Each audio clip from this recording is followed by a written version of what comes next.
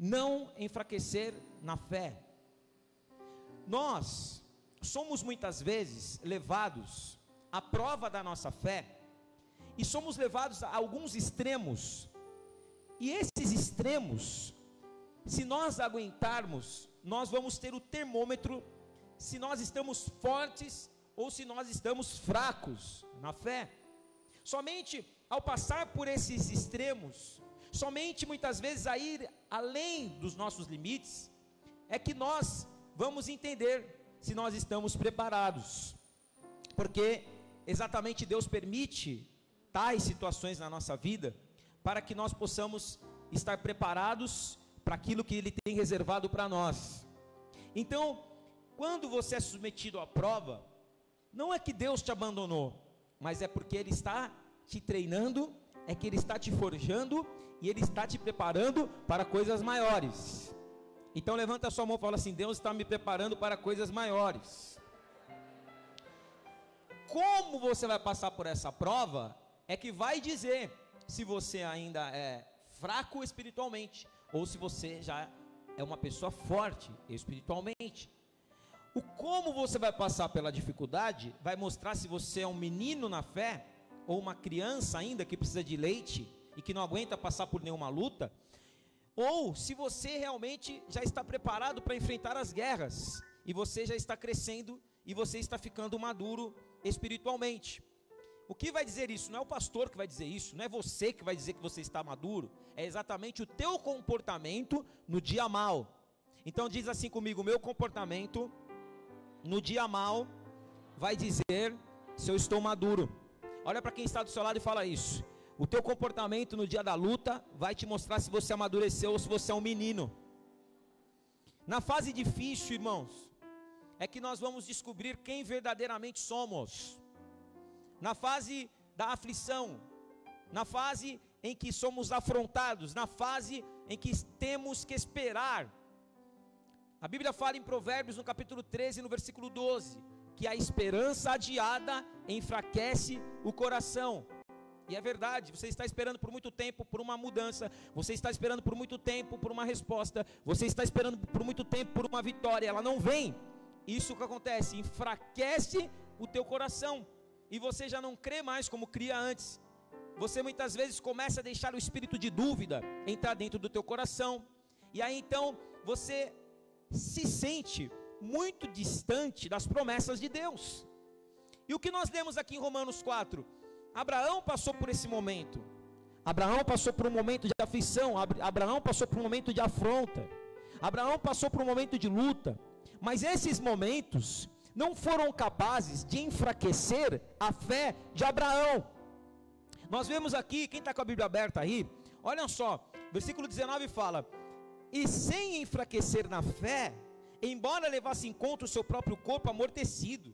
Ou seja, o corpo dele estava amortecido, já era um velho, ele já era um senhor de idade, e Deus prometeu que ia dar um filho para ele, só que ainda para dificultar a situação, a mulher dele era estéril.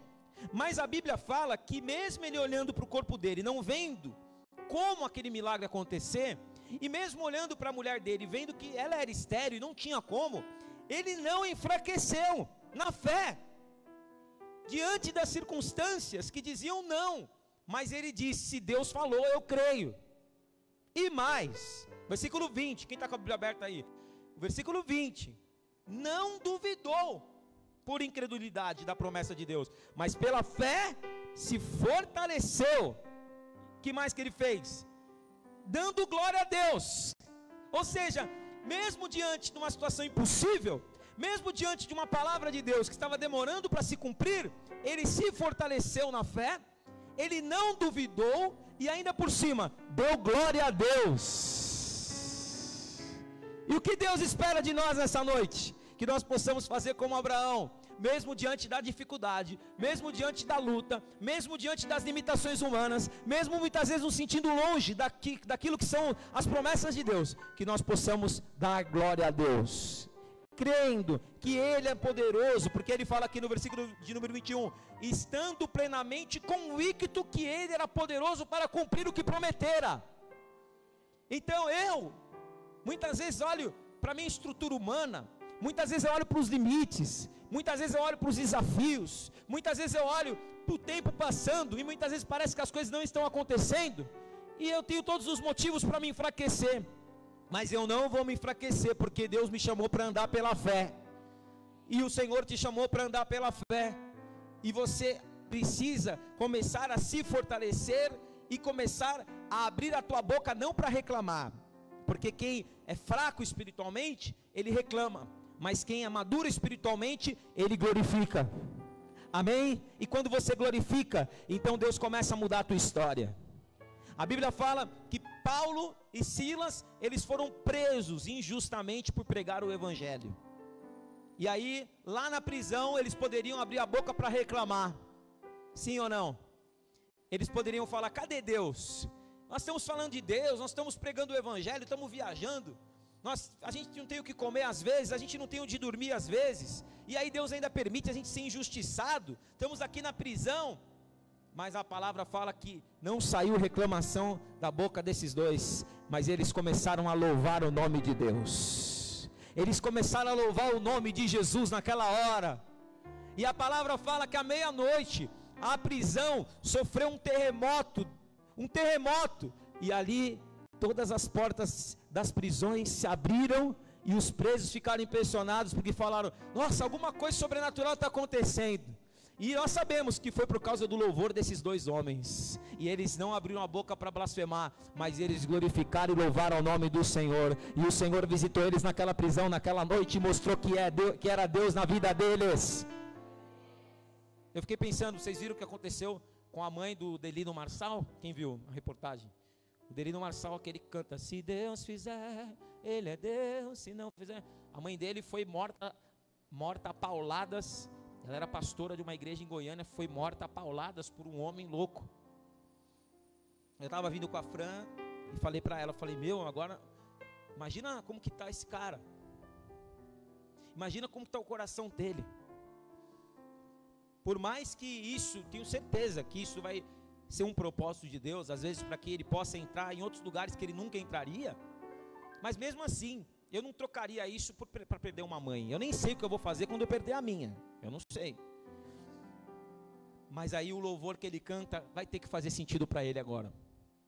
Se Deus fizer, Ele é Deus, se Deus não fizer, Ele continua sendo Deus, se Deus curar, Ele é Deus, mas se eu ficar doente também, Deus continua sendo Deus. Porque Deus não é Deus só de bênção, Deus também é Deus que permite a gente passar pela luta. Deus muitas vezes Ele permite que a gente sofra pelo nome dEle. Sofremos pelo nome dEle para quê? Para que nós possamos honrar e glorificar o nome de Jesus. Jesus desceu para a terra, era filho de Deus, mas Jesus, Ele foi perseguido. Jesus, Ele foi apedrejado não com pedras, mas com palavras. Em alguns lugares ele não chegou a ser apedrejado a pedra pegar, porque Deus não permitiu a pedra pegar, mas os fariseus chegaram a pegar pedras para atacar, mas de repente ele sumia, tipo o mestre dos magos, sumia. Cadê ele? Sumiu, cadê ele? Vamos apedrejar ele, porque ele entrou no templo. Jesus entrou na sinagoga e desafiou os religiosos. Ele entra na sinagoga e fala assim, abre Isaías 61, olha só que impressionante, ele abre Isaías 61 e fala assim, ó, o Espírito do, está escrito lá, Isaías 61, o Espírito do Senhor está sobre mim, porque Ele me ungiu para curar os doentes, os contritos de coração, para trazer esperança para aqueles que estão enlutados, para trocar as vestes, tirar as vestes de luto e colocar vestes de louvor. E quando Ele fala isso, Ele fala, hoje essa palavra se cumpre. Aí todo mundo, nossa, mas como assim a palavra se cumpre? Isso aí quem vai fazer vai ser o Messias. Ele fala, então é por isso que se cumpre, porque eu estou aqui. E quando ele fala, eu estou aqui, e se declara como filho de Deus, na hora eles pegam blasfêmia, uns rasgam, eles tinham a mania de rasgar as vestes, né, quando acontecia alguma blasfêmia, eles rasgam as vestes, pegam a pedra, quando eles vão atacar, Jesus já tinha sumido de lá, porque Deus livrou ele de lá. Ou seja, o filho de Deus foi perseguido, o filho de Deus quase foi apedrejado várias vezes. Sabe que uma vez Jesus estava pregando num monte, Jesus estava pregando num lugar alto, e eles eram para empurrar Jesus de lá, mas Jesus conseguiu sair dali. Quando eles chegaram para empurrar, Jesus já não estava mais lá. Você imagina uma pessoa que só fazia o bem, que só curava, que só anunciava as boas novas, que levava a presença de Deus, curava os enfermos, uma pessoa tem que ficar fugindo, uma pessoa ser perseguida nesse nível, uma pessoa ser odiada nesse nível. Agora eu pergunto, se ele foi odiado, se ele foi perseguido, se ele foi apedrejado, por que a gente quer só ser honrado? Por que a gente quer só confete no nosso ministério? Por que a gente quer só elogio no nosso ministério? Não, nós temos, óbvio que ninguém gosta de sofrer perseguição, né? Só se for masoquista, só se adorar, né? Tem gente que adora, né? Ser exposto para o mal, né? Está amarrado em nome de Jesus. Não quero ser exposto. Mas se eu tiver que ser exposto pelo nome de Jesus, mesmo fazendo bem e eu for injustiçado, eu tenho que aprender. Eu tenho que aprender a falar: Senhor, seja feita a tua vontade. Eu não vou enfraquecer na fé por causa disso, porque quem me justifica é o Senhor, quem me justifica é Deus. E o Senhor está te falando, quem te justifica é Ele. Você não precisa fazer a sua própria justiça, porque quando você faz a justiça com a tua própria mão, você impede a justiça de Deus. Mas a justiça de Deus, ela não falha. Mais cedo ou mais tarde, a justiça de Deus é que vai prevalecer em nome de Jesus. Então que você não enfraqueça na tua fé, porque não é tempo de você enfraquecer. Olha para quem está do seu lado e fala assim: ó, não é tempo de você enfraquecer. Olha para outra pessoa que você não conhece e fala: ó, não é tempo de você enfraquecer agora. Nessa luta, Deus vai guerrear junto com você. Porque o Deus que você serve, Ele se chama Jeová Tsebaô. Sabe o que significa Jeová Tsebaô? Significa: o Senhor é guerreiro, do Senhor é a guerra, e o Senhor Jeová Tsebaô está nessa guerra que você está enfrentando. O Jeová Tsebaô é aquele que Ele te dá toda a capacitação. Porque às vezes, irmãos, você passa por situações que você fala: pastor, eu nem sei como eu estou aguentando, eu nem sei como eu estou levantando. Às vezes eu penso em sumir. Quem já pensou isso? Falou: eu penso em sumir, eu penso em pegar um negócio, ir para um lugar que ninguém mais me ache. Não adianta você ir para um lugar que ninguém mais te ache, porque Deus vai estar lá. Você vai chegar lá, você vai dar de cara com Ele. Não adianta você achar, porque Jonas achou isso. Jonas falou: não, eu vou para outro lugar, não vou para onde Deus quer. Ele compra uma passagem para Tarsis. Ele entra num navio, escondeu-se no porão, foi dormir.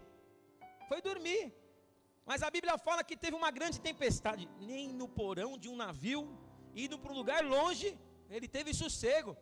Porque teve uma tempestade, o navio começou a afundar e todo mundo ficou desesperado. Alguma coisa está acontecendo, os deuses estão irritados com a gente. O que será que está acontecendo? Era Jonas lá no porão do navio. E eles falaram: o que você está fazendo aí? Acho que é por causa de você que está acontecendo tudo isso. E Jonas fala: é por causa de mim mesmo, porque Deus mandou ir para um lado, eu estou indo para o outro.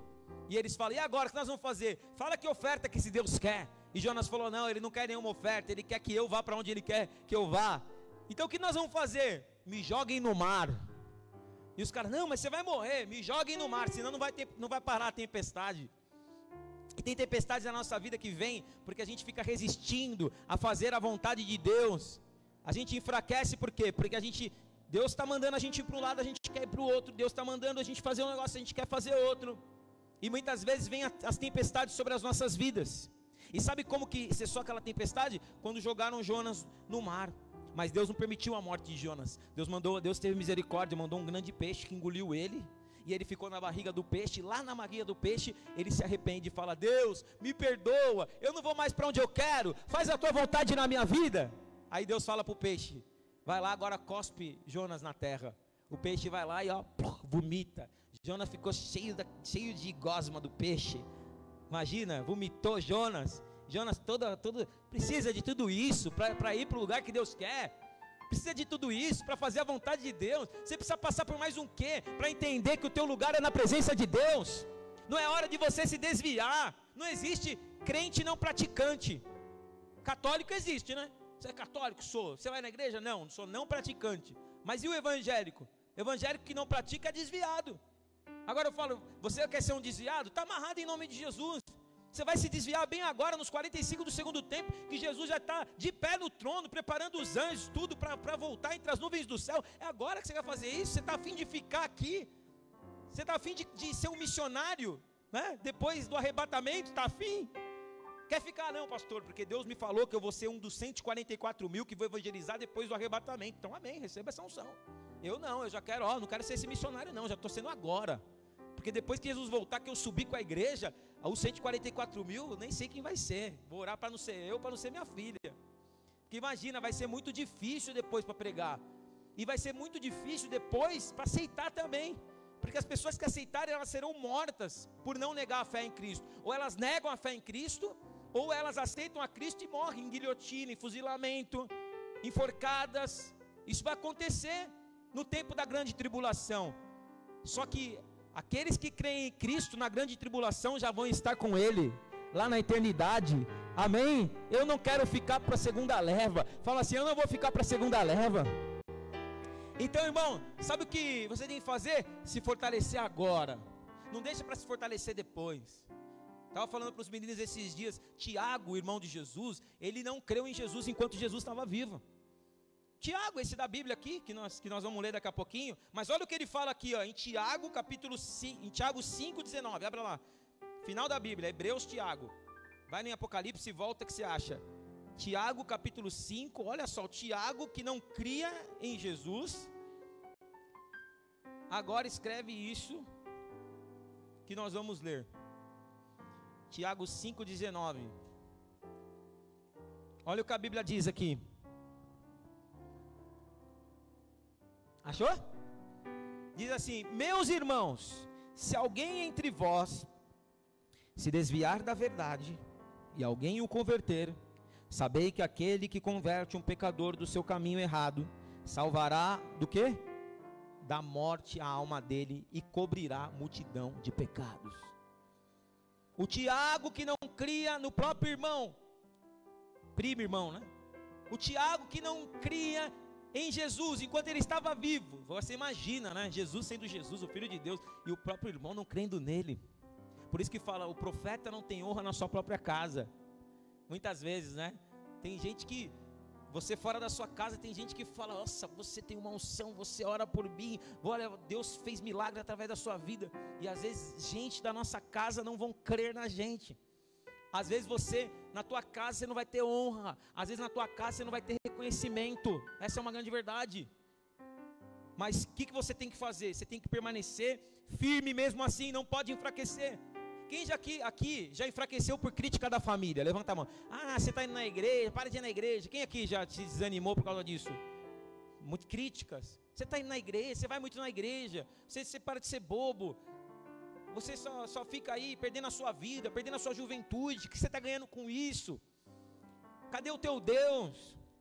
Eu quando eu comecei na igreja, que eu estava indo de segunda, eu ia segunda a segunda, porque não que eu era obrigado a ir, mas eu me internei na igreja, porque se eu não me internasse na igreja, eu ainda era muito apegado com o mundo. Então eu tinha que estar na igreja o máximo possível para não me contaminar com o mundo, que eu não queria mais me contaminar com o mundo.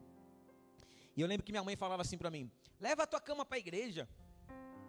Já que você só vai na igreja, vou levar a tua cama para a igreja. Ela falava isso. E eu falava para ela, mãe, fique em paz, porque eu estou intercedendo por todos nós. Ela falou. Aí uma vez eu levei um mendigo para tomar banho em casa. Lá na Praça da Sé. Eu preguei lá na Praça da Sé. Aí depois da pregação eu comecei a entrar nos bares. E os mendigos da Praça da Sé começaram a me seguir. Eu olhei para trás, tinha uns 10 puxando um cobertorzinho assim, ó. Aí eu olhei, falei, opa, vocês estão me seguindo por quê? Não, porque a gente quer esse Jesus que você pregou. Aí eu falei, vocês querem? Então, vou levar vocês para a igreja hoje. Quem vai para a igreja? O 9 foi embora, ficou 1. Parecia aquela parábola a história dos leprosos, que Jesus curou 10, só 1 voltou para agradecer. E ele falou, onde estão os outros 9? E os outros 9 mendigos já foram embora, ficou 1. E eu falei para ele, você quer Jesus na tua vida? Eu quero, então eu vou te levar. Eu tinha um escortinho na época, coloquei um mendigo dentro do escorte, um cheiro, acho que ele estava uns 10 anos sem tomar banho. Eu nem sei como eu cheguei em Osasco vivo. Cheguei lá, aí falei, agora tem que orar para minha mãe não estar em casa, né, que senão... Aí peguei a chave, na época, abri o portão, fui entrando, falei, espera aí. Ele falou, espera. Imagina, eu e o mendigo, entrei em casa, não tinha ninguém, falei, pode entrar que não tem ninguém. Aí ele entrou, falei, parecia mãe, pai falando com ele, vai direto pro banheiro. Quem o pai já falou assim com você? Já vai direto pro banheiro, quando era pequeno. Aí ele foi direto pro banheiro, tirou a roupa, tá uma barba que ia até aqui, parecia a barba de Moisés. Aí eu falei para ele, pega a tesoura, começou a cortar a barba, começou a encher de cabelo. Estava feliz por causa da barba que ele tirou, mas estava infeliz porque sabia que aqueles pelos ali, minha mãe ia chegar e ia ver tudo aquilo. E aí depois tomou um banho, parecia outra pessoa. Dei uma roupa para ele colocar. Ele foi, aí eu falei para ele, agora nós vamos para a igreja. Aí levei ele para a igreja que eu era. Chegou lá na igreja, falei para ele: se você crer e for batizado, você será salvo. Ele falou: então me batiza. Levei ele lá, tinha uma piscina lá, batizei ele lá na hora. Aí ele saiu restaurado. Aí na época a gente tinha um trabalho lá de marmitex. Aí saiu, bem na hora do almoço, saiu um marmitex lá, abençoado, lá, um arroz, feijão, um bife, ele comeu. Outra pessoa. Aí eu falei: onde você mora? Ele falou: eu moro em, acho que era Itu, no interior. Moro no interior. Falei: por que você saiu de lá? Ah, briguei com a minha família. Briguei com a minha família, e aí não me dava com ninguém e fui embora.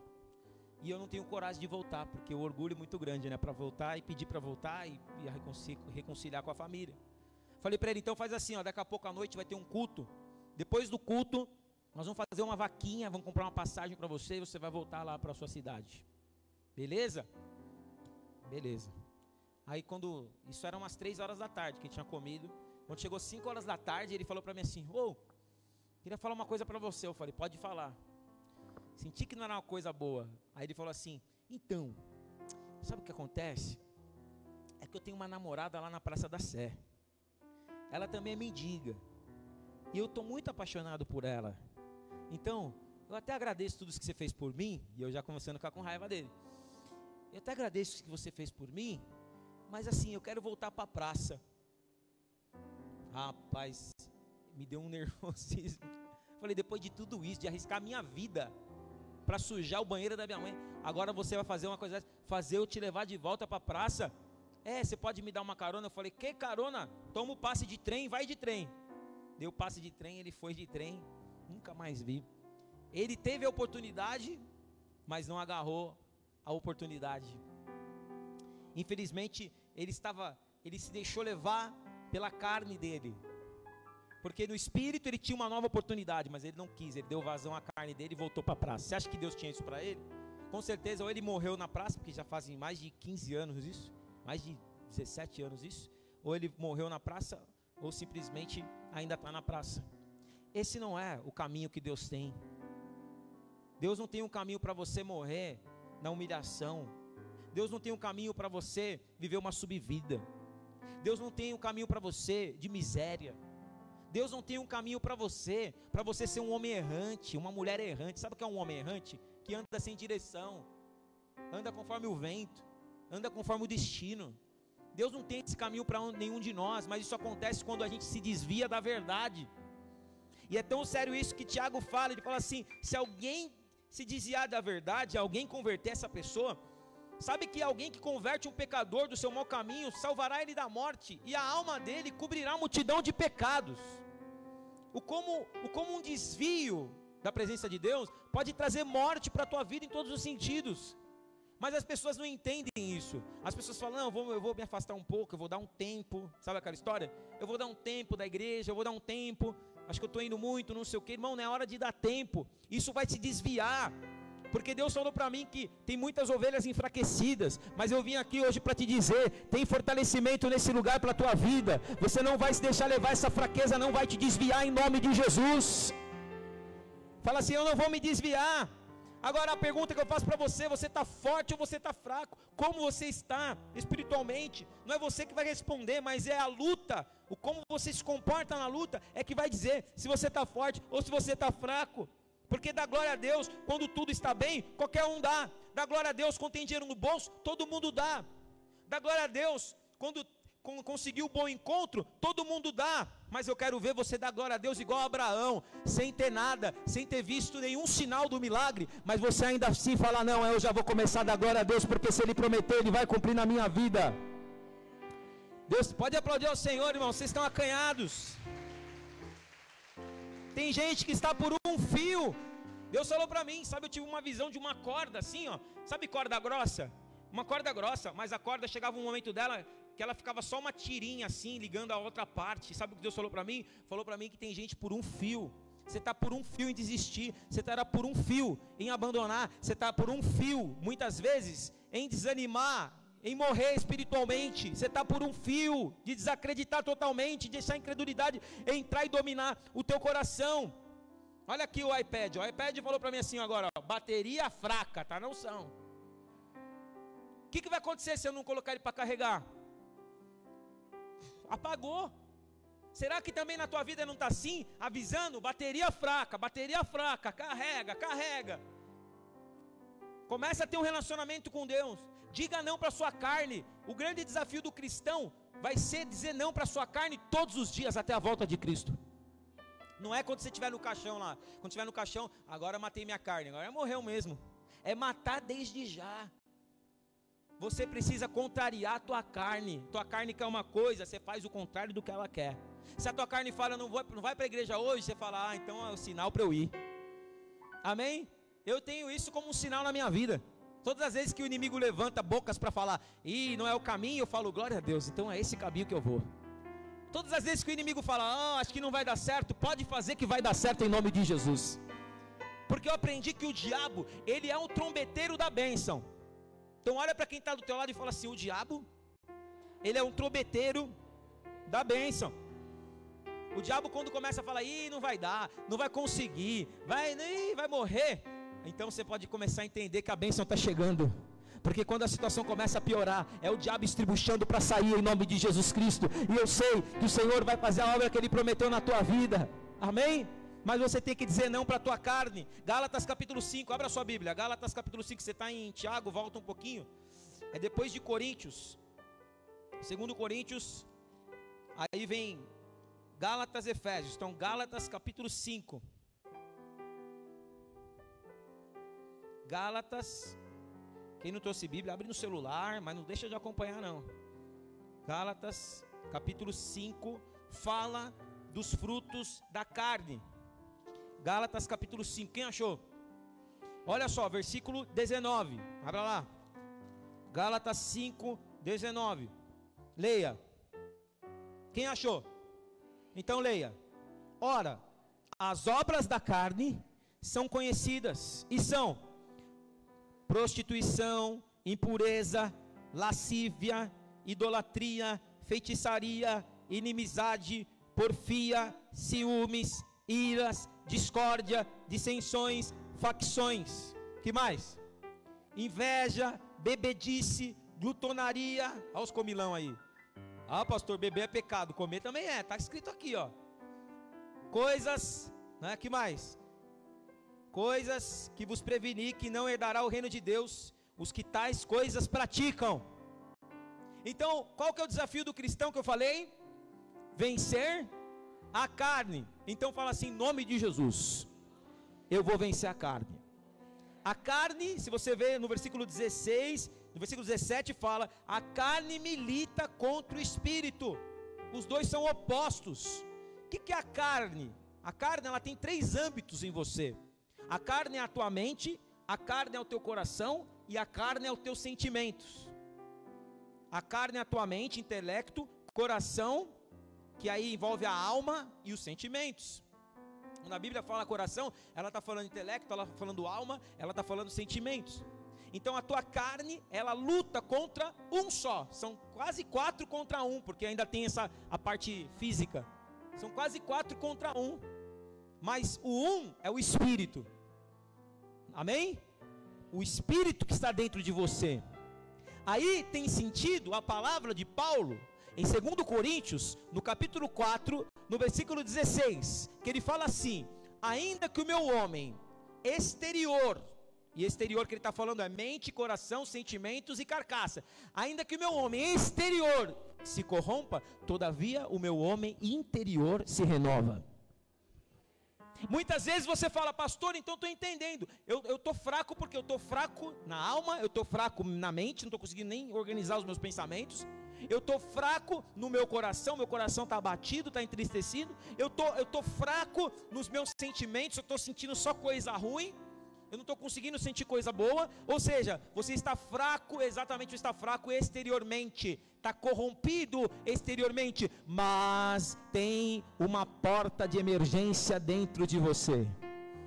Tem uma porta de emergência dentro de você que se chama Espírito. E é no Espírito que está Deus, porque Deus é Espírito, e aqueles que se relacionam com Deus precisam se relacionar com Ele em Espírito e em verdade.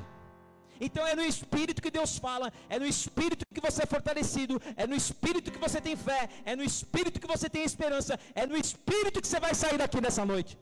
Porque você entrou enfraquecido na carne, mas o Espírito, se o Espírito de Deus entrar no teu espírito e te fortalecer, você sai daqui para andar mais 1 milha, para andar 2 milhas, para enfrentar mais batalhas, para enfrentar mais guerras, e nada vai poder te parar, porque você não vai mais sentir na carne, mas você vai enfrentar no Espírito, e no Espírito você já venceu em nome de Jesus.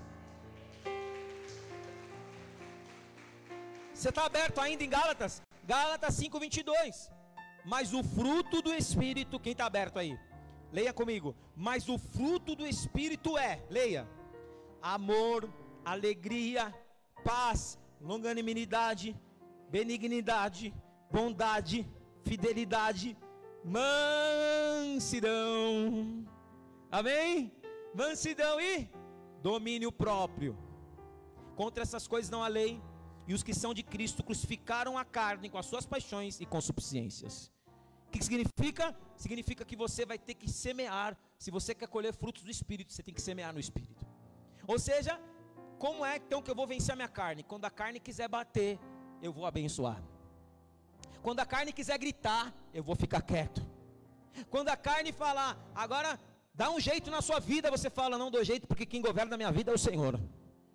Quando a carne quiser me dominar, eu não serei dominado pela minha carne, porque quem governa a minha vida é o Espírito Santo de Deus. Então eu vou fazer totalmente coisas contrárias à minha carne. Eu lembro que, como que eu aprendi esse capítulo da Bíblia? Quando a primeira vez que eu li, eu falei, eu preciso desses frutos na minha vida. Sabe o que eu fiz? Peguei um caderno, escrevi todos os frutos do Espírito, recortei e coloquei no meu quarto, coloquei na porta, coloquei na parede, coloquei onde eu dormia, coloquei de frente onde eu dormia. Então eu olhava para um lado mansidão, olhava para o outro bondade, olhava para o outro fidelidade, olhava para o outro temperança, olhava para o outro domínio próprio. E ali, quantas vezes eu falei, não, eu quero ser um homem espiritual. Porque não há outra saída para nós, se nós queremos ter comunhão com Deus, relacionamento pleno e verdadeira felicidade. O reino de Deus não é comida e nem bebida, mas é paz, alegria e poder do Espírito Santo. Então eu aprendi a viver assim. Na minha vida, começar a semear os frutos do Espírito. Ainda preciso controlar a minha carne em muitas situações. Preciso crer, amém? Eu preciso crer que Deus é Deus. Cada dia eu preciso crer nas promessas de Deus, ainda que elas demorem. Agora mesmo nós fomos para Florianópolis. Aí a gente pegou o avião. Eu nunca tive medo de avião, nunca tive. Já fui para Portugal, mais de 10 horas de viagem. Nunca tive medo de avião. Aí estamos lá, o avião subiu, primeira vez da Zoe no avião, tirando foto, ela mostrou a língua, agora está dando de mostrar a língua. Tirou a língua e tal. Aí tiramos as fotos, não sei o que, daqui a pouco as duas capotaram, que elas dormem, é carro, avião, não tem problema, elas dormem. E eu acordado ali. E já fui várias vezes para lá também, 45 minutos de viagem, passa rápido. Aí, de repente, comecei a olhar pela janelinha, abriu a janelinha, eu não gosto com a janelinha aberta, mas não sei, acho que elas estavam abertas, a janelinha, estava na janela, abriu a janelinha, eu comecei a ver uns trovão cair. Eu só pensei assim, mano, se esse trovão cair aqui no avião, já comecei a viajar, né? Tava viajando, né? Aí, de repente, o trovão caiu em cima da gente, do avião, fez vum, na hora que fez vum, elas nem viram que elas estavam dormindo. Vum, na hora que fez vum, sério, eu já passei por várias turbulências de avião, mas essa daí parecia que ia cair. Ele deu uma trepidada assim, ó, uma desgovernada, balançou, foi para baixo, não sei o que. Gente no avião, deu uma piscada na luz do avião, tipo, só faltou se disparasse a sirene, aí eu ia quebrar a janela e me jogar. Mayday, misericórdia. E eu assisto aquela série Mayday, desastres aéreos, e já começou a vir, meu Deus, e agora? Será que é meu último dia de vida? Comecei a ler o Salmo 91, aquele que habita no esconderijo do Altíssimo, a sombra do Onipotente descansará. E a Fran dormindo, né? Falei, Senhor, e o piloto percebeu que todo mundo estava desesperado, e já gritou lá, por favor, senhores, estamos passando por um momento de instabilidade da aeronave, permaneçam sentados com os cintos afivelados. Eu falei, meu Deus, o que o cinto vai ajudar nessa hora? Se fosse carro, tudo bem, né? Carro, você põe um cinto, mas do avião, o avião caiu, bateu, você está de cinto, morreu do mesmo jeito. E ele tentando acalmar o povo, uma senhorinha já, eu estou com desentiria, vou no banheiro. Aí a filha dela, fica sentada, mãe, o avião vai cair. Irmãos, ali eu falei, agora que você tem que... Aí eu falei para a Fran depois, fiquei indignado. Falei, Fran, você não percebeu, o avião quase caiu, e você dormindo. Ela falou, não, eu estava acordada, só que eu estava em oração. porque eu tinha convicção que esse avião não ia cair, porque eu tô no avião e a Zoe tá no avião, quer dizer, não é por causa de mim, o avião não ia cair por causa dela e por causa da Zoe. Olha a convicção dessa mulher, uma mulher de fé. O que o sono não faz, né? Faz a gente se fortalecer na fé, porque quem estava acordado viu a realidade. Você acredita que isso me abalou tanto, que na volta não aconteceu nada, mas eu vim clamando? Meu Deus, cara, o negócio traumatiza. Mas essa é exatamente a convicção, porque a carne ela tem medo, a carne ela também se desespera, a carne também ela fica, e agora? Putz, será que, né, Deus vai guardar a gente? Mas no Espírito é que nós temos a convicção de que não morrerei sem antes a promessa se cumprir. Quem tem promessa de Deus não morre não, não desiste não. Tenha a fé de Abraão. Não morrerei sem antes a promessa se cumprir. Quem tem promessa de Deus não morre não, não desiste não, porque tem a fé de Abraão. Levante os seus olhos e veja o sobrenatural. Oh, que Abraão viu. Quem tem promessa de Deus vence o mal, vence o mal. Levante os seus olhos e veja o sobrenatural. Quem tem promessa de Deus vence o mal. Aplauda ao Senhor, porque Ele está aqui falando. Você ergue os teus olhos, enxerga o sobrenatural, porque você tem promessa. Você não fecha os seus olhos. Antes de Deus cumprir o que Ele tem na tua vida, Ele te chamou pelo teu nome, e Ele te fala, Isaías 41, eu sou o Senhor teu Deus, que te tomo pela tua mão direita e te digo, eu te ajudo, não temas, não te assustes.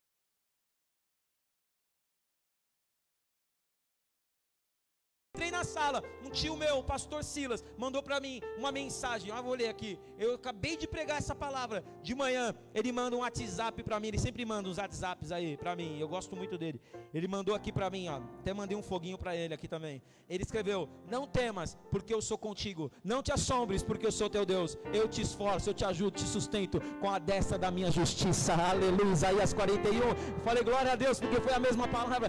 Deus está neste lugar. Deus tem confirmado as palavras neste lugar. Então não é agora que nós vamos enfraquecer. Se Deus nos trouxe até aqui, não é pra gente olhar para trás e voltar para trás, não.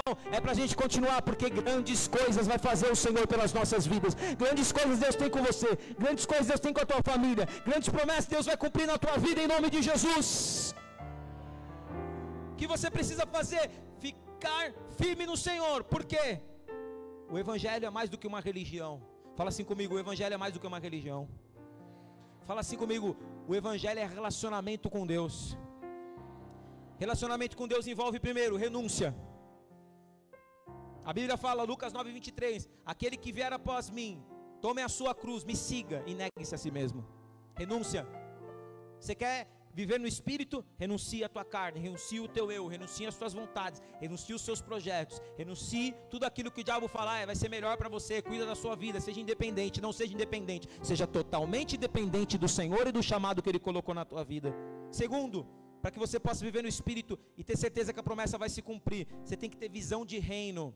Mateus capítulo 6, versículo 10, venha a nós o teu reino, seja feita a tua vontade. Então levanta a sua mão e fala: Senhor, vem o teu reino sobre a minha vida. Senhor, vem o teu reino sobre a minha casa. Senhor, vem o teu reino sobre o meu trabalho. Senhor, vem o teu reino sobre essa igreja. Eu quero que essa igreja seja conhecida como uma embaixada dos céus. Fala assim: a minha casa está estabelecida nesta igreja, e essa igreja é a embaixada dos céus. Você sabe o que é uma embaixada? É uma sala que fica geralmente nos aeroportos. Está escrito lá, embaixada dos Estados Unidos. Você entra, quando você põe o pé naquela sala que está escrito embaixada, você está em território americano. Você sabia disso?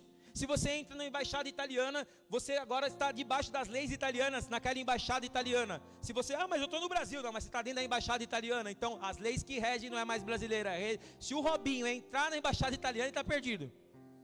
Não, Robinho, fica na sua, busca Deus aí, meu irmão, não é? Que Deus tenha misericórdia, né? Se fez errado, tem que pagar também, não é verdade? Enfim, estamos aqui para julgar ninguém também, né? Mas a embaixada é assim, você põe o pé, as leis que regem é a lei daquele país que você está. E o que hoje eu estou falando? Eu estou falando, agora você vai entender, que aqui a Igreja Restaura vai ser uma embaixada do reino dos céus. Você pode estar no mundo, mas você pisou aqui e você está debaixo da autoridade do Senhor Jesus. O rei aqui é Jesus, as leis que regem é Jesus, a economia do país está ruim, mas aqui está boa, porque aqui tem a prosperidade do Senhor. Lá fora está tendo peste, mas aqui tem a cura do Senhor. Lá fora está tendo destruição, mas aqui o Senhor te guarda, porque aqui é a embaixada dos céus na terra. Venha a nós o teu reino. E o que Deus nos chamou para fazer? Terceiro lugar, para você ter vitória e as promessas se cumprirem, você precisa cumprir a tua missão. E para cumprir a tua missão, você precisa priorizar ela, colocar ela em primeiro lugar. Então fala assim: eu fui comissionado. Jesus falou assim: ide por todo mundo, pregai o evangelho a toda criatura, batizando em nome do Pai, do Filho e do Espírito Santo. Fazer discípulos é a parte mais difícil. Fazer discípulos. Você pregar para alguém é fácil. A pessoa aceitar Jesus não é muito difícil, porque Jesus é tão maravilhoso que a pessoa não tem como não aceitar. Se você contar bem a história e falar quem ele é, a pessoa aceita. Não é tão difícil essa parte. Batizar depois é um próximo passo. A pessoa aceitou Jesus, ela crê na salvação, você batiza ela. Mas a parte mais difícil é você fazer um discípulo de Jesus. Você fazer alguém se parecer com você, que se parece com Cristo. Paulo disse assim: isso não é pecado. Ah, pastor, tem que me parecer com você. Bom, se você parecer comigo, você vai se dar bem. Em primeiro lugar, fisicamente você vai se dar bem, mas espiritualmente, que eu quero que você se pareça comigo. Ah, você não sabe, tem um irmão que vem aqui, um irmãozinho que vem aqui na igreja, acho que é uma criança, né? Foi no barbeiro e falou assim: ah, vou cortar o cabelo. Como que você quer? Eu quero igual do pastor, né? Olha, essa criança é sábia, não sei quem é, mas outro estava falando: oh, eu quero uma camisa social. Falou pro pai dele, acho que está me assistindo: quero uma camisa social. Ele falou: pô, você é desse tamanho, você quer usar camisa social? Não, eu quero ir para a igreja igual o pastor. Aí Paulo falou assim, você vê que estou dentro da palavra. Paulo falou assim: sejais meus imitadores como eu sou de Cristo. Está escrito na Bíblia. Então se você tem a referência do homem de Deus, você quer se parecer com ele, é porque ele vai se parecer com Cristo. Você se parece com o homem de Deus, você se torna um discípulo do homem de Deus, e você se torna automaticamente um discípulo de Cristo. E o meu objetivo não é fazer você ser meu discípulo, mas é fazer com que você seja um discípulo de Jesus. Então, as broncas que eu te dou, né? Muitas vezes as exortações, muitas vezes aquilo que são as direções, simplesmente é para você se parecer com Cristo, ser discípulo de Cristo, carregar também a sua cruz, porque Jesus falou que aquele que é discípulo de Cristo tem que carregar a sua cruz. Então Jesus fez isso. Então eu quero declarar que a cada dia nós vamos ficar mais parecidos com Cristo. E você vai entender que um discípulo de Cristo, ele entende a sua missão. E eu profetizo em nome de Jesus que você não vai ficar mais andando como se fosse andando sem rumo, mas Deus vai te dar uma missão para você cumprir. Sabe o que você precisa na tua vida? Uma missão. Você precisa ter uma consciência de um propósito na sua vida. Enquanto isso, você vai se sentir ali sem utilidade nenhuma. Mas quando você entende a tua missão, cada um tem uma missão. E eu entendo que uma missão já é nossa aqui. A missão de fazer com que a cada dia essa igreja esteja preparada para entrar na glória. Amém? Nós temos uma missão aqui: fortalecer uns aos outros, para que nós possamos estar firmes até a volta de Cristo. Amém, queridos? Olha para quem está do seu lado e fala: nós estamos nessa missão junto. Nós estamos nessa empreitada junto. Amém? Então não esmoreça. Aprenda a ser um discípulo. Ser um discípulo não é fácil. Você vai ter que renunciar ao seu eu para se parecer mais com Cristo. Você deixar de ser você para se parecer com uma outra pessoa é difícil, irmãos. Você se desconstruir do que você já construiu até agora, dos seus pensamentos, daquilo que você acredita, para acreditar no que Jesus está falando. E a forma certa de ser não é como a gente acha que vai ser, mas é a forma que ele foi, a forma que ele é. Amém? E aí quando você se renuncia, você ganha uma nova identidade. E eu profetizo em nome de Jesus que você está ganhando hoje uma nova identidade. Uma identidade de Jesus Cristo, de Filho de Deus, em nome de Jesus. O grande temor do diabo não é quando ele vê um crente. O grande temor do diabo não é quando alguém fala: eu sou evangélico. O grande temor do diabo não é quando alguém fala: eu vou na igreja não sei o quê, a igreja tal é melhor que a outra igreja. Não. O grande medo do diabo é quando ele se depara com alguém que lembra Jesus. Quando eles se deparam com alguém igual esse cara que tem um amor que ele parece com Jesus, aí o diabo fica com medo, fala: não, esse é dele. Esse tem a mesma essência.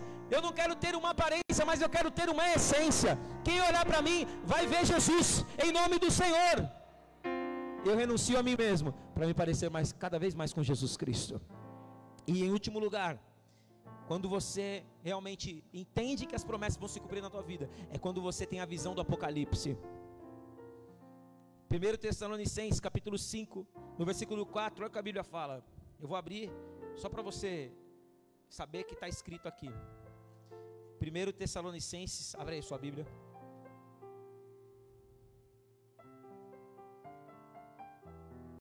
Em março vai começar a escola bíblica, amém? Quem quer ser discípulo de Cristo precisa aprender a palavra. 1 Tessalonicenses capítulo 5, versículo 4. Fala assim, para eu ser um discípulo de Cristo. Fala assim, para eu viver as promessas do Senhor na minha vida. Fala assim, para eu não enfraquecer espiritualmente, eu preciso ter a visão de João. E qual é a visão de João? O João era amor, mas qual era a visão de João? Quem foi que escreveu o Apocalipse? Quem foi que escreveu o Apocalipse, irmãos? João. Qual que era a visão de João? Do fim dos tempos, do Apocalipse. Para que você não enfraqueça na fé, você precisa ter a visão de João, a visão do Apocalipse. 1 Tessalonicenses capítulo 5, versículo 4. Leia comigo. Vocês acharam? Então leia comigo. Mas vós, irmãos, não estáis em trevas, para que esse dia como ladrão vos apanhe de surpresa. Porquanto vós todos sois filhos da luz e filhos do dia. Nós não somos da noite nem das trevas. Assim, pois, não durmamos como os demais. Pelo contrário, vigiemos e sejamos sóbrios. Ora, os que dormem, dormem de noite. Os que se embriagam, é de noite que se embriagam. Nós, porém, que somos do dia, sejamos sóbrios, revestindo-nos da couraça da fé, do amor, tomando o capacete e a esperança da salvação. Agora leia o 9. Porque Deus não nos destinou para a ira, mas para alcançar a salvação mediante o nosso Senhor Jesus Cristo, que morreu por nós, para que, quer vigiemos, quer durmamos, vivamos essa união com Ele. Consolai-vos uns aos outros, edificai-vos reciprocamente, como também estáis fazendo. Graças a Deus que nós temos hoje a visão do Apocalipse.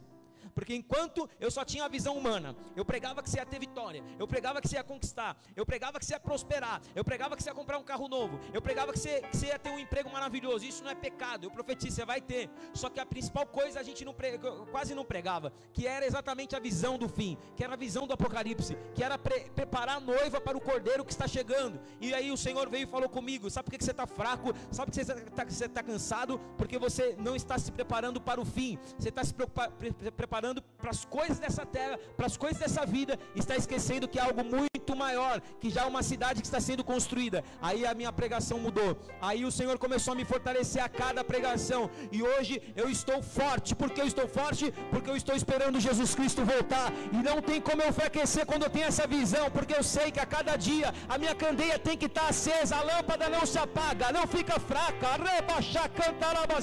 porque eu sei que Ele a qualquer momento virá, e Ele não vai me deixar despercebido, porque Ele virá como ladrão da noite, mas eu estarei preparado para receber a volta do meu Senhor em nome de Jesus. Não serei pego de surpresa, não dormirei, e isso é que fortalece a minha fé a cada dia, porque a cada dia, quando uma pessoa se converte, então eu sei que eu estou no caminho certo, cumprindo a minha missão.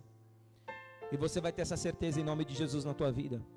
Não viva para o hoje. Se você viver para o hoje, se você viver com a expectativa nesse tempo, você vai se frustrar.